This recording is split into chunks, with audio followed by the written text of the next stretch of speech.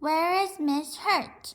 The days of September passed, one after the other, much the same.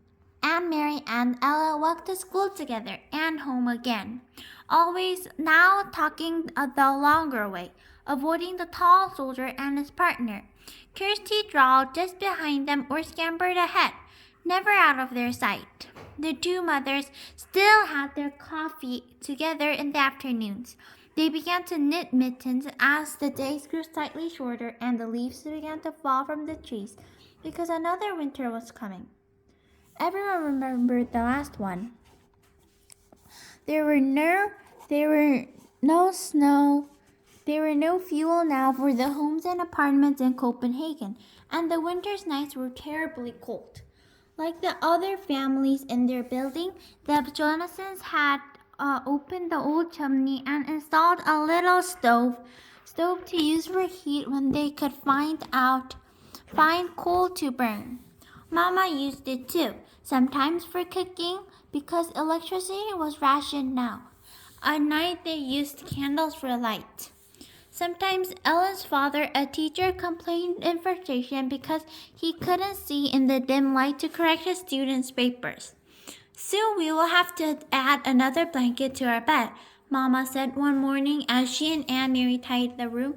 Christy and I are lucky to have each other for warmth for the winter, Aunt Mary said. Poor Ellen, to have no sisters.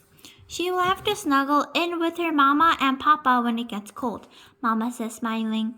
I remember when Christy slept in her crib, but in the middle of the night she would climb out and get in with you, Aunt Mary said, smoothing the pillows on the bed.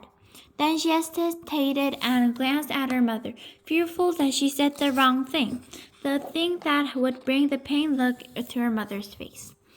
The days when little Christy slept in Mama Papa's room were the days when Lucy and Aunt Mary shared this bed. But Mama was laughing quietly. I remember too. Sometimes she wet the bed in the middle of the night. I did not, Christy said haughtily from the bedroom doorway. I never ever did that. Mama, still laughing, knelt out, kissed Christy on the cheek. Time to leave for school, girls, she said. She began to button Christy's jacket. Oh dear, she said. This button has broken right in half.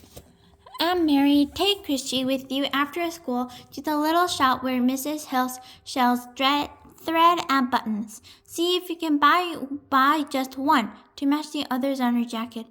I'll give you some corner. It shouldn't cost very much, but after school, when the girls stopped at the shop, which had been there long as Aunt Mary could remember, it found clothes, and there was a padlock and a sign. The sign was in German. They couldn't read the words. I wonder if Miss Hurt is sick. I saw her Sunday. She was with her husband and her son. They just looked fine.